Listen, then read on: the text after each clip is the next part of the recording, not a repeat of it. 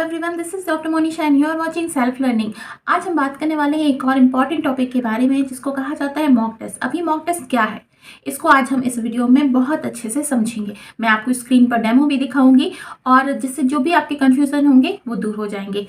इसके पहले कि हम वीडियो स्टार्ट करें, मैं आपसे रिक्वेस्ट करती हूँ, अगर वीडियो अच्छे लगते हैं तो प्लीज़ लाइक कीजिएगा, शेयर कीजिएगा अपने दोस्तों के साथ में और चैनल को जरूर सब्सक्राइब कर लीजिएगा। आज हम बात करेंगे मॉक टेस्ट के बारे में। इसके पहले कि ये क्या है, ये जाने कि इसकी आवश्यकता क्यों पड़ती है। तो देखिए, आजकल जो भी एग्ज़ाम्स होते हैं, चाहे आप एनटीए के द्वारा कराए गए एग्ज़ाम हो, चाहे सीबीएसई के द्वारा कराए जाने वाले एग्ज़ाम हो, वो सभी सीबीटी मोड में होते हैं। सीबीटी मोड का मतलब होता है कंप्यूटर बेस्ड टेस्ट, यानी कि अब आपको पुराने तरीके से पेपर पेन लेकर एग्ज़ाम्स नहीं देने हैं, ओएमआर शीट की गोले नहीं भरने हैं। अब आपको स्क्रीन दे दी जाती है, उसमें क्वेश्चंस आते जाते हैं, आपको यहाँ पर टिक करना होता है, देन सबमिट करना होता है।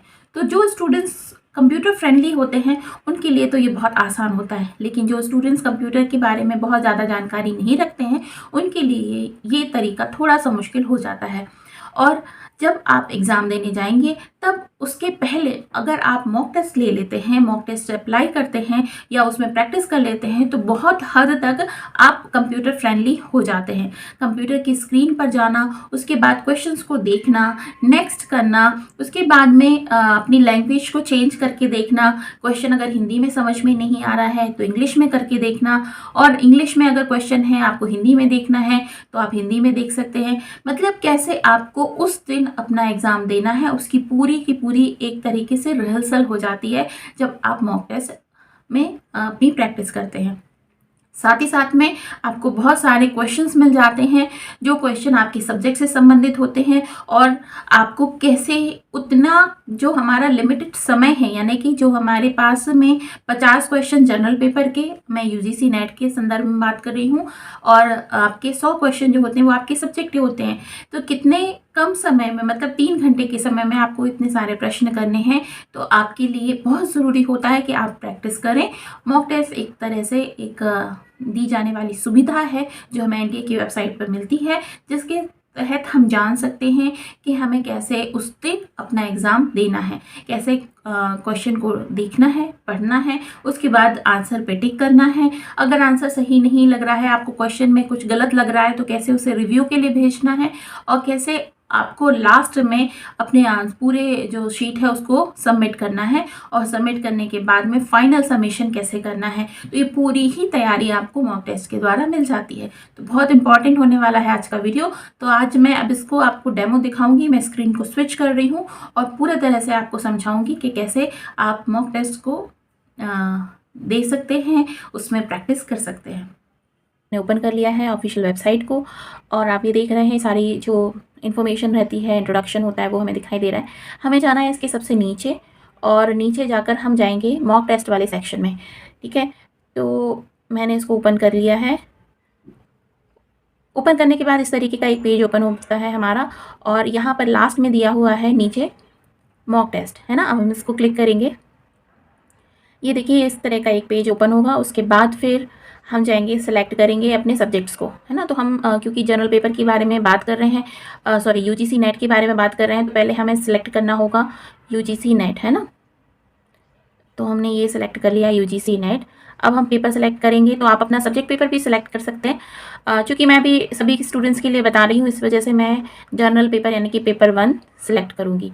इसके बाद हम यहाँ पर जाएंगे स्टार्ट मॉक टेस्ट, और यहाँ पे लॉगिन नहीं करना है आपको, अपना यूज़र नेम पासवर्ड कुछ नहीं डालना है। ये एक तरीके का मॉक टेस्ट है जो आपको ये बताता है कि किस तरह से वहाँ पर आपको स्क्रीन मिलेगी और कैसे आपको एग्ज़ाम देने के लिए, जब हम सीबीटी मोड में एग्ज़ाम देते हैं तो कैसे हमें सारी इन्फॉर्मेशन देखनी पड़ती है। तो ये देखिए एक ये पेज खुलता है, यहाँ से आप अपनी लैंग्वेज जो है वो चेंज कर सकते हैं। जैसे अगर आपने अपनी डिफ़ॉल्ट लैंग्वेज जो है वो इंग्लिश कर दी है तो इंग्लिश में क्वेश्चन आएंगे, हिंदी कर देंगे तो हिंदी में, ये सारी इन्फॉर्मेशन भी आपको हिंदी में ही मिलेगी। ठीक है, इस तरीके से आप सारी इन्फॉर्मेशन पढ़ सकते हैं कि ये जो आइकॉन दिखाई दे रहे हैं इनका क्या मतलब है। तो अगर आपका ये है तो इसमें अभी तक आपने प्रश्न नहीं भरे हैं। इसके बाद ये है आपने प्रश्न का उत्तर नहीं दिया है, ग्रीन है इसका मतलब आप प्रश्न का उत्तर दे चुके हैं।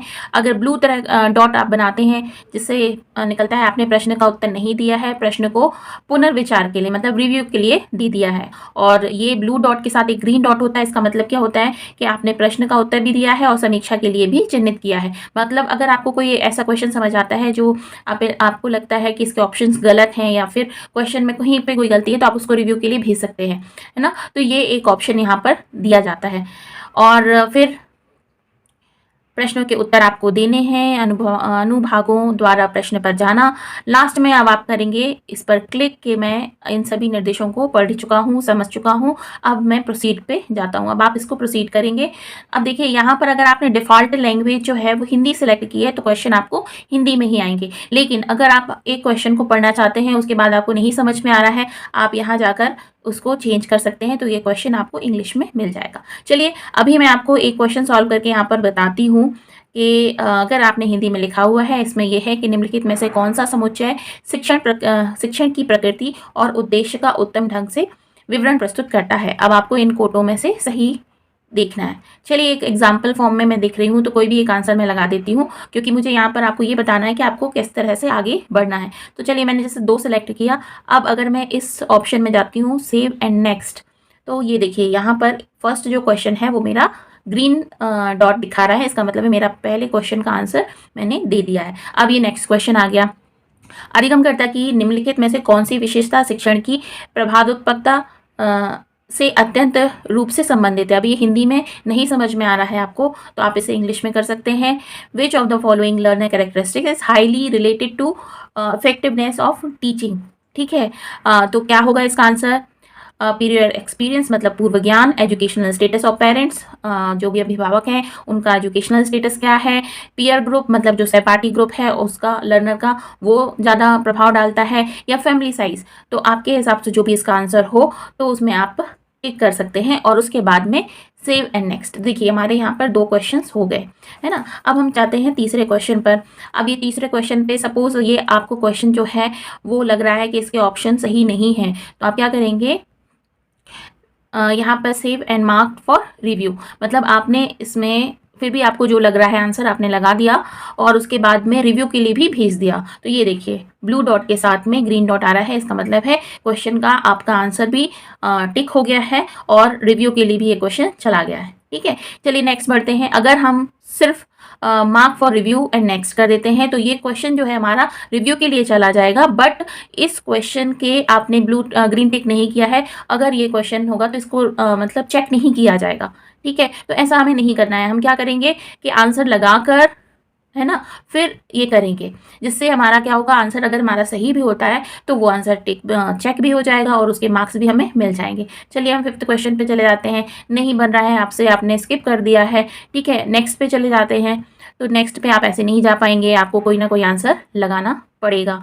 ठीक है, चलिए और उसके बाद हम सेव एंड नेक्स्ट पे जाते हैं।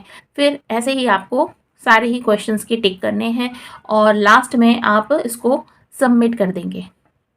ठीक है, ये मैं आंसर पढ़ के नहीं लगा रही हूँ, मैं सिर्फ आपको बता रही हूँ कि क्या आप करेंगे जब आप इस मॉक टेस्ट को देंगे। आखिरी नेक्स्ट हम क्या जाते हैं, हम जाते हैं इसी तरह से। अगर आपको पहला कोई क्वेश्चन देखना है तो बैक करके आप देख सकते हैं। नेक्स्ट देखने हैं क्वेश्चन के, नेक्स्ट में कौन कौन से क्वेश्चंस हैं। देखिए यहाँ पर आता जा रहा है रेड डॉट, इसका मतलब है आपने क्वेश्चन स्किप कर दिया है ना, और क्वेश्चन पर आपने टिक नहीं किया है। और ये एक तरीके से ये हो जाएगा, रेड वाले जो क्वेश्चंस हैं इसमें आपने कोई आंसर टिक नहीं किया है, तो ये अगर छूट जाते हैं हमारे ना, तो ये हो जाएगा कि इनको ना चेक किया जाएगा क्योंकि आपने कोई टिक नहीं किया है और ना ही इसके नंबर मिलेंगे।